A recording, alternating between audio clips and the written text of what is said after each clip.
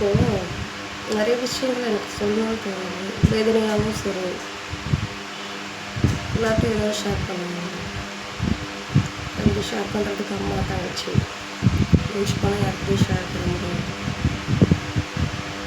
உங்கள்கிட்ட ஷேர் பண்ண முடியும். ஏன்னா நீங்கள் யாருன்னு எனக்கு தெரியாது.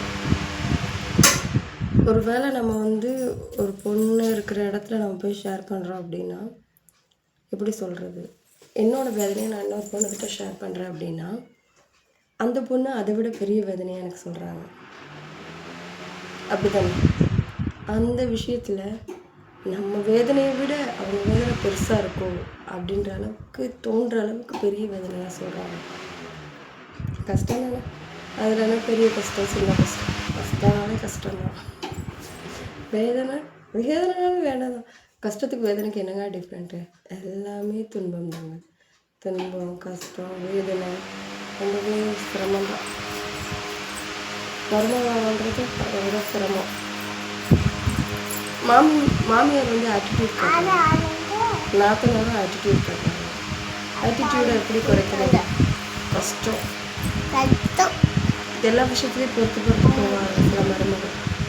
ஆனால் தன்னோட ஞானத்தில் குறை சொல்கிறாங்கன்னா பொறுத்து போக மாட்டாங்க. இந்த மாதிரி நிறைய விஷயம் நிறைய குடும்பத்தில் நடக்குது. வெக்கப்பட்டு யாரும் சொல்கிறது இல்லை.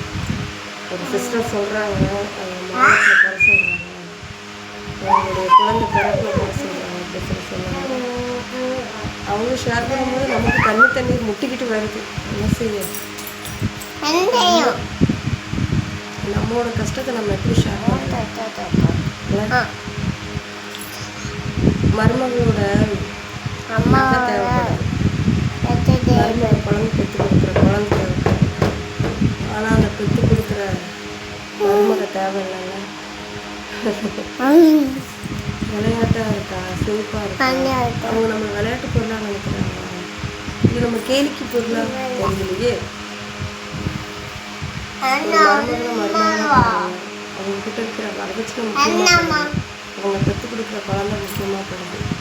அந்த எப்படி சொல்கிறது, ஒரு மருமக வீட்டில் வேலை செய்கிறாங்கன்னா அதில் ஒரு குறை கண்டுபிடிக்கிறாங்க. இந்த வேலை இப்படி தான் செய்யணும், இந்த ஃபுட்டு நாங்கள் செய்கிற மாதிரி தான் செய்யணும் அப்படின்னா நாங்கள் இன்னும் மருமகளாக நம்ம என்ன பண்ணோம் அப்படின்னா, ஆக்சுவலி நம்ம ஒரு குக்கிங் காம்படிஷனாக இல்லை குக்கிங் படிக்கிறாங்கல்ல, செஃப் படிக்கிறாங்க. ஸோ அதை மாதிரி படிச்சுட்டு ஒரு வீட்டுக்கு மருமகளாக போவாங்கன்னு தோணுது. ஏன்னா அவங்க முறைப்படி அவங்க இப்படி தான் சாப்பாடு செய்வாங்க. வெங்காயம் தக்காளியெல்லாம் நறுக்கி வதக்கி குழம்பு வைக்க மாட்டாங்க, அரைச்சி குழம்பு வைப்பாங்க. ஸோ இப்படி நிறையா இருக்க போல. நாங்கள் வேணால் முதல்ல செஃப்புக்கு படிச்சுட்டு அதுக்கப்புறம் மருமகளாக வீட்டுக்கு போகிறோம். இப்போ இருக்கிற ஜென்ரேஷன் ரொம்ப உஷாராக இருக்காங்க. என்ன விஷயத்துலனா, கும்பிடு போட்டு எனக்கு கல்யாணமே வேண்டாம், நான் ஃப்ரீயாக இருக்கணும், சிங்கிளாக இருக்கணும்னு சொல்கிறாங்க. எனக்கு அப்போ புரியல, இப்போ புரியுது. அந்த பொண்ணு அதான் சொன்னாங்க, அக்கா நான் கொஞ்சம் ஃப்ரீடமாக இருந்தேன், இப்போ எனக்கு அந்த ஃப்ரீடம் இல்லைக்கா, ரொம்ப கஷ்டப்படுறேன் அப்படி சொல்கிறாங்க. கஷ்டப்படுறாங்க. மருமகள் வீட்டுக்கு போகிறது பெரிய கஷ்டம். எப்படிங்க ஃபேஸ் பண்ணி வாழ்றது? வெறுப்பாக இருக்குதுங்க, ஃபேஸ் பண்ணவே முடியலங்க. கவர்மெண்ட்டே சொல்லிடுறாங்க, மருமகள் வீட்டுக்கு வந்தால் அந்த வீட்டுக்கு மருமகளுக்கு எல்லா உரிமையும் இருக்கு அப்படின்னு. ஆனால் அந்த அக்கா அந்த அக்காவை வீட்டை விட்டு துரத்தி விட்டாங்க. புருஷனும் அந்த வீட்டுக்கு சம்மந்தம், புருஷன் பிள்ளைங்களாம் படிக்க கிளம்பி அப்படின்ட்டாங்க. பிள்ளைங்களோட அவங்க அம்மா போட்ட நகையெல்லாம் அந்த நகையை வாங்கி அதை வச்சுருக்காங்க. ஸோ அதுவுமே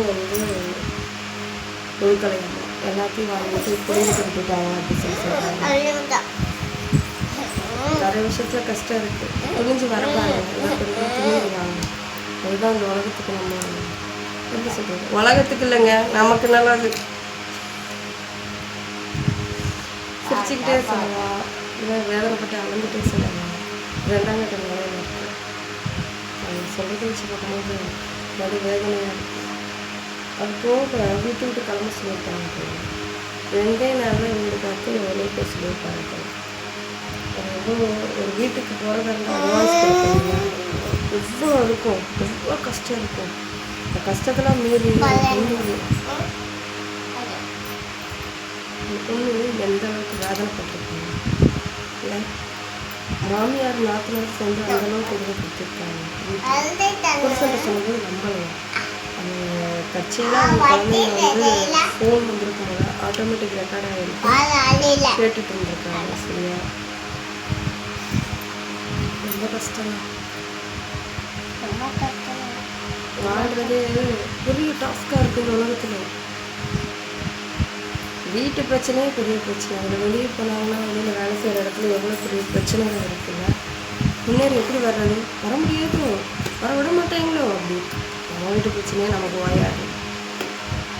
பார்க்கலாம், முன்னேறி வர முயற்சி செய்வோம். ஏன்னா பெண்கள் நம்ம முயற்சி பண்ணால் மட்டும்தான் நம்ம பிள்ளைங்களை சந்தோஷமாக வளர்க்க முடியும். அவங்க கேட்குறத கொடுக்க முடியும். அவங்க கேட்குற எஜுகேஷனை நம்மளால் கொடுக்க முடியும். கண்டிப்பாக எல்லா பெண்களும் துணிஞ்சு விளைஞ்சுவாங்க முடியும்.